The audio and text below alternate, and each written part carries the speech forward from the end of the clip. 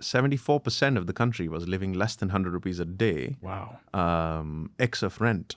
And this is on an individual level, right? So that is about 200 or 300 rupees of median household income or mean household income that we had discovered X of rent. And I think it was certainly not a weight loss diet or a regimen. I think the way it sort of got to be is that for almost 2 years, I was working for the average Indian, right? At Aadhaar, the purpose was to help the average Indian get access to government services, to benefits, to infrastructures, identity. So we had traveled, me and my co-founder, Matt, we had traveled through the length and breadth of the country. I had gone to villages where you couldn't access via road and, beyond a certain point. And lived there and stayed there. But I always felt that I was doing this from a bubble, right? Everywhere we'd go, we could fly there, we could drive down in cars and stay in government guest houses. And it was a fairly sheltered life. So it was almost like going and observing through a glass, air-conditioned room about how India is really operating. You've heard of this concept of like poverty tourism? Yeah, I don't think it was. I'm not saying it was like that, but it was research into India that we were doing, frankly. But I felt that research didn't feel as genuine as living it. And so I felt that it would be disingenuous if I didn't conclude my, nearly 2 years long, meditation on India with an actual experience.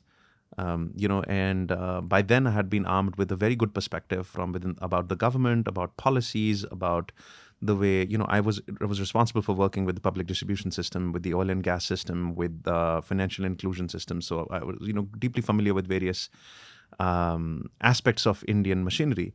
I just wanted to make sure that I actually break that glass wall and kind of experience being like the average Indian myself.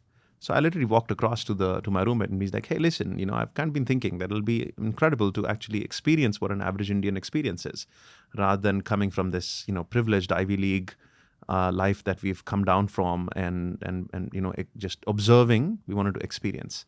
I think that would be a good finale. And if we could write about it, that would be even better. And he was, without even blinking an eye, he's like, sure, that sounds exciting. Let's do it. And we never expected us to go down to live at the poverty line. But during the experiment, the government came out with the definition of the poverty line as 32 rupees a day. And we figured that while, we're living on the 100 rupees a day constraint, might as well go down to the 32 rupees and experience what those constraints are all about. And turns out that was 37th percentile. So a third of our country lived below 32 rupees a day. And we felt that it's only fair that if we experience the 75th percentile, let's go experience the 37th percentile. And after that, it would hopefully leave us with a significant sense of empathy about the country that we live in. Which it seems like it did. And you had all of these.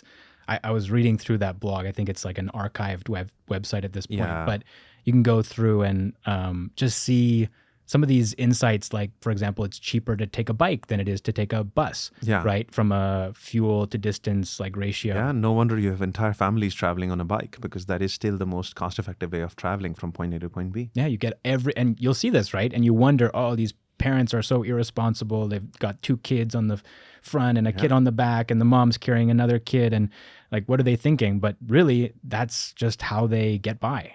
That's how fuel economies work. I mean, if there was a family pass that the government could create for a family to travel in a bus at the cost of 2 tickets, I think we could shift that logistics problem that we see today, and many things like that, right? So our observations were on biggest observation was obviously on the nutrition consumed, right? Proteins consumed. The fact that below about 70 or 80 rupees a day, you can't afford protein. No, you can only afford carbs, and that the government subsidizes carbs.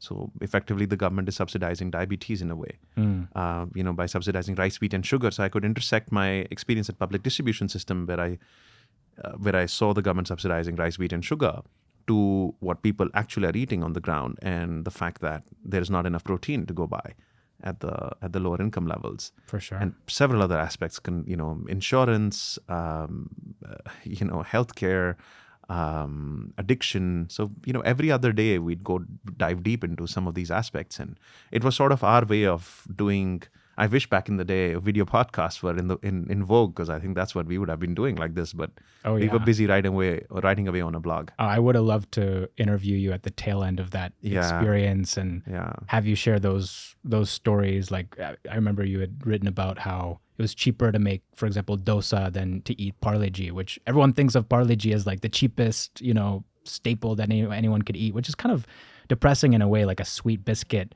is the thing that so many people eat on a regular basis. Amongst commercially available packaged food, it still remains, it was still our dessert, our snack, our go-to. But definitely, I think cooking anything by yourself is by far the cheapest thing to make, especially if it's made with carbs. Yeah, for sure. So that blog kind of picked up, you got traction, you got recognition. I think even the government took notice as well. And perhaps it's not clear, but might have taken some insight from that in their, policy making. But I'm curious to know, like, I know you guys were in this small village in Kerala. What was it called? Karugachal. Karugachal, right, exactly. Was that Matthew's village? Yes, I mean his sort of, where his family lineage native really came from. I mean, his dad had migrated to the U.S. Decades ago. So sure, but this is where some members of his extended family stayed. Yeah, they would still know him, recognize him, and or at least know of his family, and were therefore welcoming. Yeah.